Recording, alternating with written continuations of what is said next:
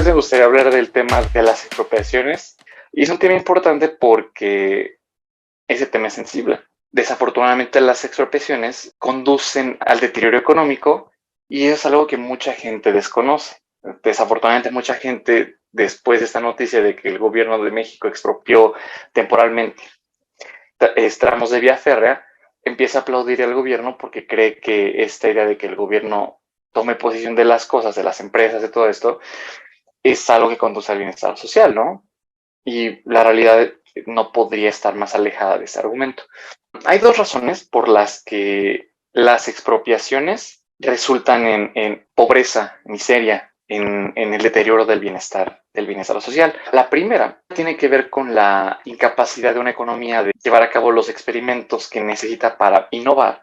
Y la segunda tiene que ver con la forma en la que las expropiaciones desincentivan la inversión, pues bueno, cómo es que estas atentan contra el derecho de propiedad privada, ¿no? Elaborando sobre el primer punto, sobre cómo es que las expropiaciones resultan en una menor experimentación, menor innovación. Esto se presenta por la eliminación de un nexo que existe únicamente en tanto el mercado sea libre. Mientras más libre sea el mercado, más presente es este nexo. ¿Qué nexo me refiero? Al nexo entre ganancias y supervivencia para una empresa y el bienestar del consumidor, ¿sí? Estas dos cosas están íntimamente ligadas, una depende de la otra, en un mercado libre. En un mercado libre, las empresas tienen que competir entre ellas para comprar bienes y recursos escasos que tienen los alternativos, sean materias primas, tierra, capital, maquinaria, capital financiero, labor, lo que sea, ¿no? Las empresas tienen que tomar estos recursos que son escasos, porque ni el capital físico, ni el capital financiero, ni la labor, ni la tierra, ni las materias primas son ilimitadas, y que además tienen los dos alternativos. Cualquiera de estas cosas pueden ser ocupadas de infinidad de formas, ¿no? Entonces, el hecho de que las empresas tengan que competir por estos recursos escasos para poder producir bienes y servicios hace que solamente aquellas empresas que producen lo que el público quiere puedan sobrevivir, puedan crecer, puedan prosperar, ¿sí? Mientras aquellas que no le dan al público consumidor lo que el público consumidor quiere, quiebran. ¿Por qué? Porque para que las empresas puedan justamente estar adquiriendo estos recursos escasos con nuevos alternativos para producir algún bien o servicio, las empresas necesitan ¿qué? Dinero. Y salvo las etapas iniciales de alguna empresa que está apenas naciendo, este dinero solamente puede llegar de mano del consumidor, de quien compra algo, ¿no? Entonces, este mecanismo hace que para que empresa A sobreviva, necesita estar en sintonía con lo que el público quiere, sí o sí. Y para que el público quiera algo, pues evidentemente ese algo tiene que producirle bienestar.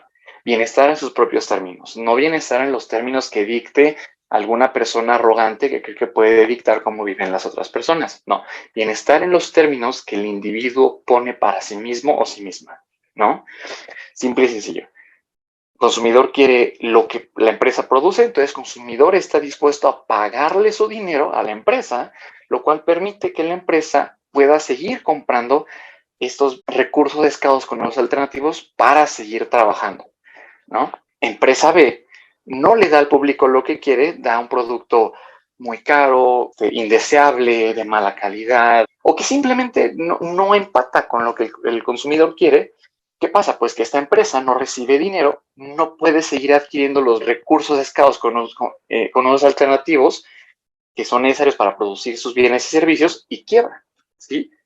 Este mecanismo permite que al quebrar la empresa que estaba mal utilizando estos recursos escasos, pues deje de desperdiciarlos. Y estos recursos escasos ahora pueden fluir de mejor manera hacia las firmas que los están empleando de una forma consistente con los deseos del consumidor, ¿no? Entonces esto va purgando al mercado de empresas que desperdician los recursos escasos al tiempo que fomenta la prosperidad, la multiplicación de las empresas que sí le dan al consumidor lo que quiere. La multiplicación porque siempre que hay un nicho de mercado o un espacio de mercado en el cual se producen ganancias anormales, va a haber imitadores. Entonces, si empresa A llegó y se dio cuenta que este método de hacer las cosas resulta en beneficios porque le da al público lo que quieren, van a llegar empresa C, D, F hasta la Z y más allá, copiándole su modelo, copiándole su producto, haciendo iteraciones del mismo para pues capturar parte de las ganancias que se podrían capturar en ese espacio de mercado, ¿no? Y repito, meramente porque la supervivencia de una empresa depende del dinero que el consumidor le da, esto resulta en el bienestar social. ¿Por qué? Repito, porque solamente sobreviven en un mercado libre las empresas que están en sintonía con lo que queremos. Es algo bastante simple de entender.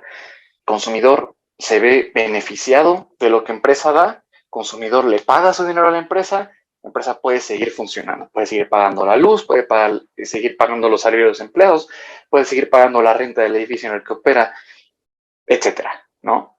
Pero el nexo es que el consumidor se ve beneficiado, se siente beneficiado de lo que la empresa produce. Y ese nexo es lo que produce el dinero, le produce las ganancias a la empresa que permiten que ésta siga existiendo, ¿no?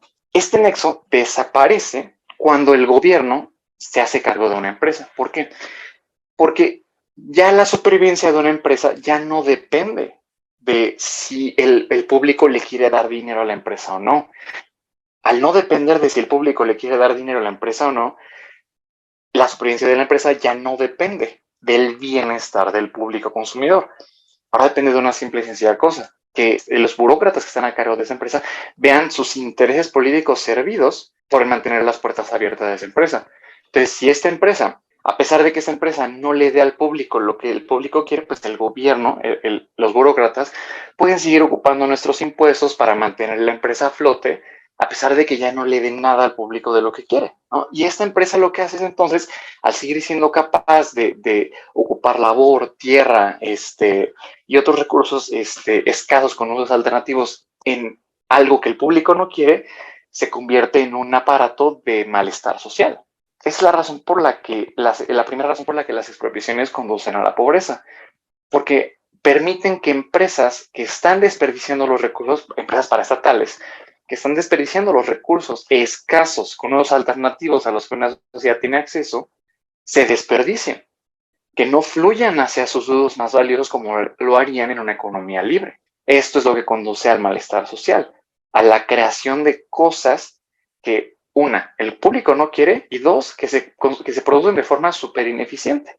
Es lo que veías precisamente en la Unión Soviética, que a pesar de que se gastaba tanto dinero en tratar de planear qué plantar, hacia dónde mandarlo, etcétera, la gente se moría de hambre porque las cosas se hacían de forma tan ineficiente y se producían cosas que la gente no quería. La gente se moría de hambre, ¿no? La gente terminaba pues peor que antes. La razón, aquí este pequeño, digamos, paréntesis, que va ligado al mismo punto, la razón por la que las empresas se vuelven ineficientes cuando están bajo el control del gobierno es porque dentro de este incentivo de quererle dar al público lo que quiere, y siendo este el requisito para la supervivencia de la empresa, las empresas todo el tiempo están buscando cómo reducir costos, cómo ser más eficientes, las empresas privadas, cómo hacer más con menos. Y esta imperativa de hacer más con menos es lo que ha conducido a la innovación, lo que nos ha dado computadoras, carros cada vez más eficientes, infinidad de cosas. Todas las maravillas del mundo moderno emanan de esta imperativa de hacer más con menos, que a su vez emana también de la competencia, ¿no? De la presencia de múltiples empresas compitiendo entre sí para poder captar el dinero de los consumidores con tal de poder seguir pagando sus cuentas, ¿no? De seguir captando los recursos escasos con nuevos alternativos que están a la disposición de la sociedad. Entonces, esa es la primera razón por la que cuando las empresas se vuelven paraestatales, producen malestar social en lugar de bienestar social. La segunda razón tiene que ver con los incentivos de la inversión. Y es que uno de los pilares sobre los cuales descansa la prosperidad económica es el respeto a los derechos de propiedad. Si la gente no siente que los derechos de propiedad sean seguros, la gente no tiene un incentivo para invertir. ¿Por qué? Porque de por sí invertir en crear un nuevo negocio es algo sumamente riesgoso. La mayoría de los casos vas a perder tu dinero. 8, 9 de cada 10 negocios nuevos quiebran. Entonces, con estas probabilidades están en tu contra, pues es de por sí muy difícil que la gente tenga el temple necesario para decir, ok, o el apetito por el riesgo necesario para poder invertir. Por eso la vasta mayoría de la gente prefiere el camino seguro de ser empleado y muy pocas personas deciden tomar el camino del emprendedor, porque es muy riesgoso. Si a esta receta le sumas que en el caso de que pudieras tú volverte un emprendedor exitoso, que es un caso remoto, poco probable, le sumas el hecho de que en este caso te pudiera quitar el gobierno la empresa que con tanto trabajo construiste, ¿qué ganas te van a quedar de invertir? ¿Qué ganas te van a quedar de ahorrar tu dinero para poder construir, no sé, lo que tú quieras, ¿no? Poner el negocio de tus sueños, ¿no? O con qué incentivo va un inversionista extranjero mover capital de otro país a México si está el precedente de que le puede el gobierno quitar posesión de sus cosas, ¿no? ¿Con qué incentivo? Se elimina este incentivo de invertir y al eliminarse el incentivo de invertir, se limita o se elimina por completo la creación de nuevas firmas y al no haber nuevas firmas se produce estancamiento económico porque las firmas existentes no sienten la necesidad de competir. La competencia emana como resultado de la posibilidad de que otra empresa te pueda quitar a tus consumidores, ¿no? Por eso, por lo que en microeconomía es pensado que cuando existe un monopolio puede cobrar precios más altos que una empresa en un mercado competitivo, porque no tiene competencia, ¿no? Entonces, al eliminar la creación de nuevos negocios, en lo que resulta pues la tendencia de un gobierno de expropiar, resulta en menor dinamismo económico. Repito, pues porque no hay competencia, no hay innovación, no hay necesidad para las empresas existentes de innovar, etc. Entonces, estas dos cosas juntas hacen que cuando un gobierno empieza a hacerse de la costumbre de expropiar, lo que pasa en ese país es meramente el estancamiento económico, que pues, eventualmente resulta en más pobreza y en más miseria. Entonces, este tema, repito, es necesario compartirlo porque la gente aquí en México desafortunadamente cree con mucho fervor a veces que el gobierno tiene que estar a cargo de tantas cosas, ¿no? De frente a la complejidad de la vida, prefiere la ruta intelectualmente perezosa de creer que hay que depositarle toda nuestra fe a un gobierno y listo, ¿no? Que el gobierno se haga cargo. Y no, esa es la forma, la receta para el desastre. Y me sorprende que, y sí es importante recalcar esto, es sorprendente que a pesar de que vivimos en una época en la que ya nos tocó ver el fracaso de la Unión Soviética, de estos experimentos socialistas, comunistas del siglo pasado, y de los que todavía sobreviven del siglo presente, como el caso Venezuela, el caso Argentina, el caso Cuba, a pesar de que vemos fracaso tras fracaso de las economías centralmente planificadas, la gente sigue creyendo que las expropiaciones, que son una de las facetas de las economías centralmente planificadas, son algo positivo. Tajantemente la respuesta es no. O sea, esto no es ni siquiera algo que hay, tal vez en cierta medida. No. La respuesta es un rotundo no. Porque una de dos, o las dos cosas juntas. Las expropiaciones van a resultar en una caída en la inversión privada y en el estancamiento económico, en la pérdida del dinamismo económico, en la creación de productos y servicios que nadie quiere y en la supervivencia de empresas que únicamente desperdician los recursos escasos a los que la sociedad tiene acceso. Entonces, contrario a lo que perritos falderos del gobierno como Viridiana Ríos dicen, no hay que creer esas estupideces. Hay que tener tantita sensatez, tantita responsabilidad para tratar de pensar dos pasos más allá y no quedarse pensando en las consecuencias inmediatas que a veces pudieran parecer positivas.